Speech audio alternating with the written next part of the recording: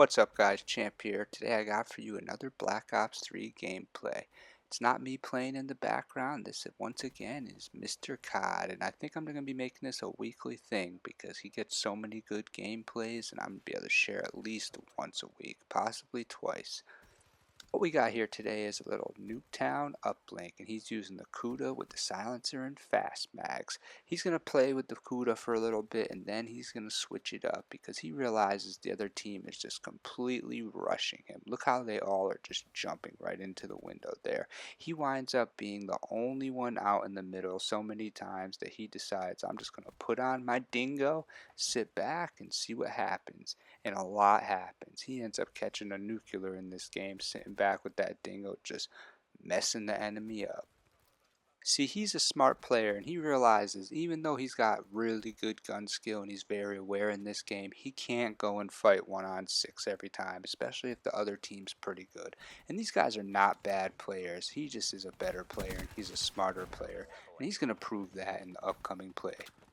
That's a very key thing when playing Black Ops 3. You gotta realize who your enemy is. What might have worked last game versus a bunch of scrubs is not always gonna work in the next game when you start playing good players.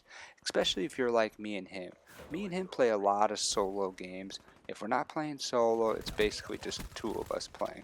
We don't have that many online buddies. We never really get into a full 6-man party unless some random people pick us up.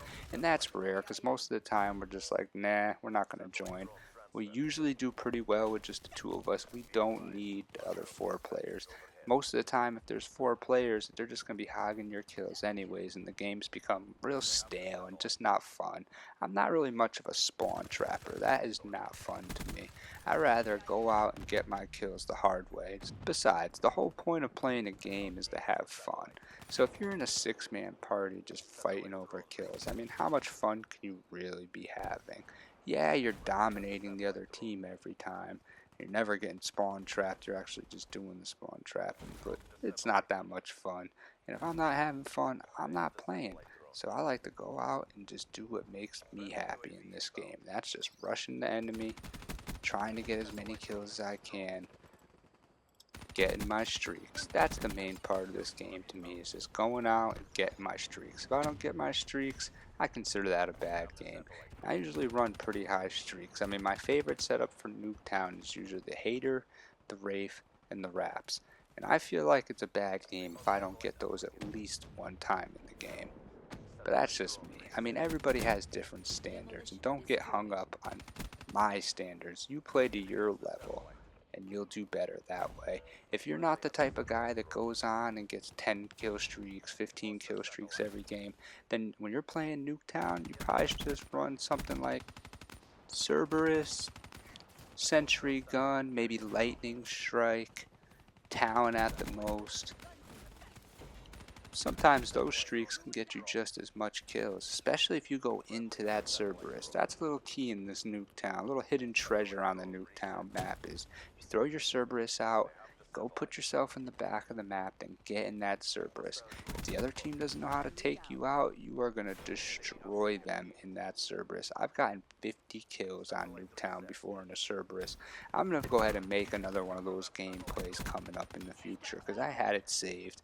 But you know, theater mode only holds so much, and it's gone now. But I could easily go get another one of those as long as people haven't caught on to how to kill the Cerberus, which is obviously just throw some EMP grenades at it. 2 or 3 of those, and I believe it's dead. So this half's just about over, and he's going to get a nice little triple kill to end this half, which is really going to help him on to continue on towards this streak, towards this nuclear streak. Also, if you notice, he has full streaks for the next round, and that's definitely going to help. He was smart enough to hold on to those and not waste them at the end of the round, which I sometimes do, but you always got to be aware. Awareness is everything in this game, and that is key. Especially having that Hater. I mean, when you're trying to go on these long gun streaks, that Hater is the most important part of it. If you had the power core on, that could be another really important piece, but he has these other streaks on, so the other team is just frustrated, I bet, just trying to sprint out, trying to get as many kills as they can before his streaks take him out, and that plays into his favor.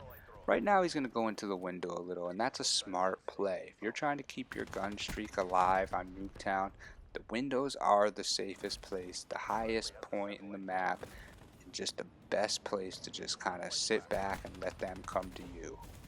If you look at the hater, you'll notice that the other team is definitely coming to him. I mean, they are rushing non-stop, so why would he go out there and risk his life? I mean, he just got another hater. Why would he risk that? You get as many streaks as you can. If they keep coming, keep putting them down.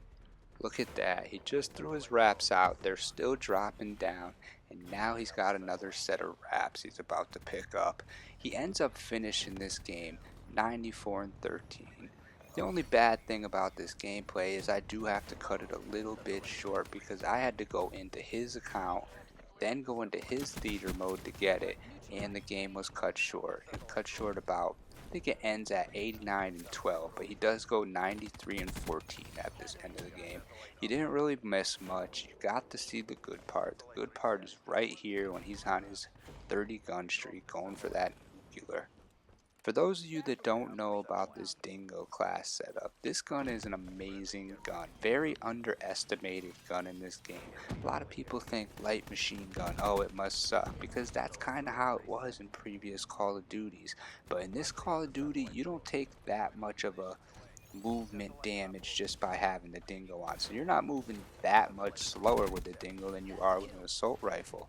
Not to mention that the thing holds 80 bullets, and then if you throw extended mags in it, I think it's something like 120. Then if you have fast mags on it and the elo, you don't even really need grip on this gun. It's very accurate and just spits bullets out so fast that it just takes down multiple people so quick. You're about to see that he's going to have a nice little kill feed right coming up here. He destroys this enemy coming up soon. It's the same clip that I used at the beginning of this game. He just goes off. He just picked up the Relentless, so he already has 20 kills. He just needs to get that extra 10, and it seems like he picks up like a good 5 or 6 within 5 seconds. You're also about to see why fast mags is a really crucial piece to this. If you don't have the fast mags on in this game, then you pretty much are stuck just sitting in your spawn. You can't really move up because you won't be able to reload in time and you'll just be taken out every single time you try. But having the fast mags really is going to help. Having the extended mags even more so because you won't have to do it as often. Now he's going to get a nice little two-piece sitting at the blue car, and there's his nuclear. Pulled it in, and what happens? He gets stunned and destroyed, but it's too late for the enemy. It doesn't even matter to him, I'm sure. He's already got it.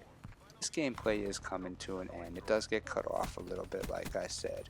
But if you like what you saw, hit the like button. If you want to see more, hit the subscribe button. I got plenty of 100+ games, and I got a series on how to get a high KD, and I'm going to be going through every single level in this game. Also, there will be appearances by Mr. COD pretty much weekly.